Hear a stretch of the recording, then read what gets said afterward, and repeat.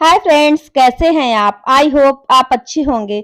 आज हम भोला भाला सा आलसी लड़का नामक कहानी को पढ़ेंगे। एक बहुत ही भोला भाला सा आलसी लड़का था। वह कोई काम नहीं करना चाहता था, बस खाना खाता, घूमता और सोते रहता था।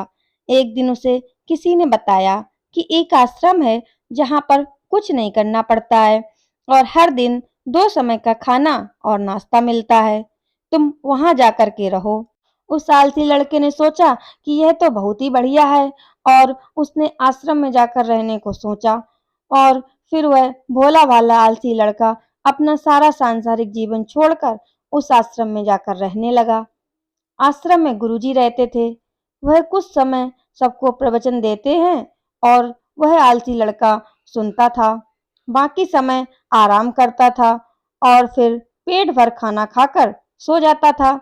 ऐसे ही उस लड़के का दिन गुजरता गया। एक दिन उस आश्रम में कुछ भी नहीं बना। नाश्ते के समय नाश्ता नहीं मिला।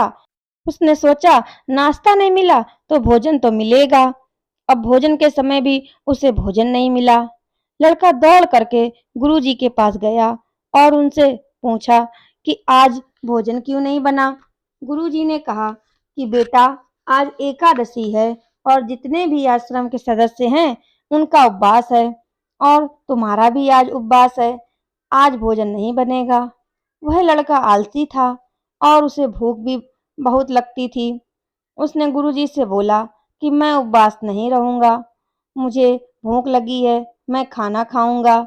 गुरुजी ने बोला, ठीक है, जाओ भंडारे में से सामान लेकर के आओ और आश्रम में नहीं, बाहर ले जा कर के बना लो। लेकिन याद रखना, भोजन बनाने के बाद सबसे पहले भोग भगवान को लगाना और फिर तुम प्रसाद पाना। वह लड़का बोला, ठीक है, और फिर अनाज लेकर नदी की ओर पहुंचा। भोजन पकाने लगा, तैयार हुआ।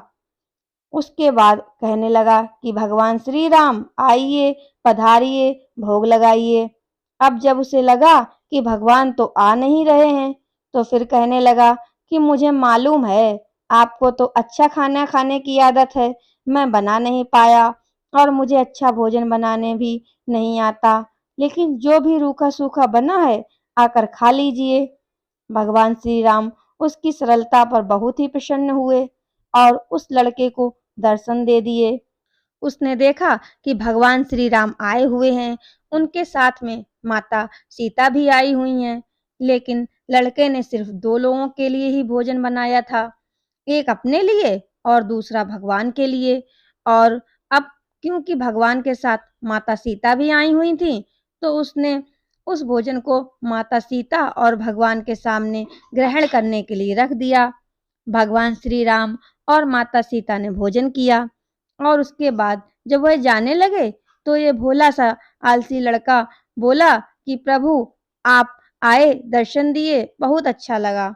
मुझे खाने को कुछ नहीं मिला, लेकिन कोई बात नहीं। लेकिन आपसे एक विनती है कि अगली बार जब आप आएंगे तो कितने लोग आएंगे ये बता दीजिए, ताकि मैं उतने लोगों के लिए भोजन बनाकर रखा करूं। भगवान श्री राम मन ही मन मुस्काए और फिर अंतर्ध्यान हो गए। लड़का आश्रम गया।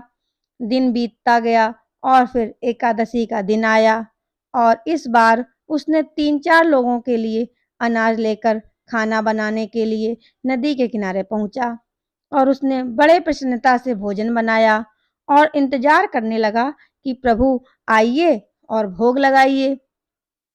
इस बार लड़का देखता है कि भगवान श्री राम पूरा राम दरबार लेकर के आए हैं, जैसे माता सीता, लक्ष्मण, भरत, हनुमान जी और सभी लोग आए हैं। लड़के ने 3-4 लोगों का भोजन बनाया था और इस बार भी भोजन कम पड़ गया। लड़के ने निराश होकर भोजन को प्रभु के आगे रख दिया और उन्होंने भोजन किया और फिर चले गए। और इस बार भी लड़का फिर से भूखा रह गया। अब लड़का फिर आश्रम गया। दिन बीतता गया और फिर एकादशी का दिन आया और इस बार गुरुजी से कहने लगा कि गुरुजी, मुझे इस बार थोड़ा ज्यादा अनाज चाहिए। गुरुजी सोचने लगे कि ये इतना सारा अनाज करता क्या है, कहीं इसे बेचता तो नहीं है। फिर उन्होंने कहा, ठीक है, भूख से परेशान रहता है। लड़के ने कहा कि नहीं गुरुजी, मैं भूख से परेशान नहीं रहता हूँ। प्रभु के साथ बहुत लोग आते हैं, उनको भी तो भोजन कराना पड़ता है। गुरुजी को लगा कि लड़का पागल हो गया है, लेकिन गुरुजी ने सोचा कि चलो एक बार चलकर देखते हैं कि लड़का इस अनाज का करता क्या है। वह भोला सा लड़का अनाज लेकर के नदी के किनारे पहुंचा और इस बार भोजन बनाया नहीं। उसने सोचा कि प्रभु हर बार ज्यादा लोगों को लेकर के आते हैं, इस बार वह जितने भी आएंगे खुद बना करके भोग लगा लेंगे। और फिर प्रेम से प्रभु को बुलाने लगा। गुरुजी ये सब छुप कर देख रहे थे कि ये भोजन तो बनाया नहीं और प्रभु को बुला रहा है। लेकिन लड़के ने देखा कि इस बार प्रभु के साथ बहुत से लोग आए हुए हैं, तो उसने प्रभु के सामने हाथ जोड़ करके कहा कि प्रभु माफ करना, आप बहुत सारे लोग आते हो, मुझे संख्या पता नहीं होती है और मेरी हिम्मत भी नहीं होती है कि इतने सारे लोगों के लिए भोजन बनाऊं। आप स्वयं आइए, बनाइए, खाइए और भोग लगाइए। प्रभु मुस्कुराते हैं और अपने साथ आए सभी लोगों के साथ मिलकर के भोजन बनाते हैं। गुरुजी ये सब छुपकर देखते हैं और फिर लड़के के पास आकर के कहते हैं कि तुम ये कर क्या रहे हो? लड़का कहता है कि गुरुजी, आपको दिख नहीं रहा है कि भगवान श्री राम पधार चुके हैं, माता सीता आई हुई हैं, हनुमान जी आए हैं और भी सभी लोग आए हुए हैं, भोजन बन रहा है।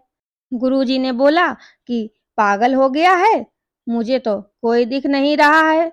लड़का गुस्सा हो गया और बोला, प्रभु आप ये क्या कर रहे हो? एक तो मुझे भूखा रखा है और गुरुजी को दर्शन नहीं दे रहे हो, जो मुझे पागल समझ रहे हैं। कृपा करके गुरुजी को दिख जाओ। भगवान बोले, नहीं, मैं इन्हें नहीं दिख सकता। लड़का बोला, क्यों नहीं दिख सकते? मेरे गुरुजी तो बहुत महान हैं, बहुत बड़े ज्ञानी और ज्ञाता हैं। भगवान बोले, हाँ, ज्ञानी और ज्ञाता होंगे, लेकिन तुम्हारी तरह सरल नहीं है। जो सरलता तुम में है, वो तुम्हारे गुरुजी में नहीं है। लड़के ने ये बात गुरुजी से कह दी कि भगवान श्री राम कह रहे हैं कि आप में सरलता नहीं है, आप मेरी तरह सरल नहीं हैं, इसलिए आपको नहीं दिख सकते। गुरुजी की आंखें नम हो गईं और रोने लगे कि और बोले, बिल्कुल सही कहा, मेरे अंदर तुम्हारे जितना सरलता नहीं है। और फिर माफी मांगने लगे। फिर भगवान ने गुरुजी को भी दर्शन दिए। ये कहानी हमें सिखाती है कि जीवन में सरलता सबसे आवश्यक है। जितने सरल बने रहेंगे, उतना जीवन में आगे बढ़ते रहेंगे। जब आप सरल होते हैं, तो आप खुद भी मुस्कुराते हैं और दूसरों को मुस्कुराने की वजह देते हैं। फ्रेंड्स, आपको ये कहानी कैसी लगी? प्लीज़ कमेंट में बताना और ये कहानी अच्छी लगी तो प्लीज़ मेरे चैनल को लाइक, शेयर एंड सब्सक्राइब करें। Bye bye friends.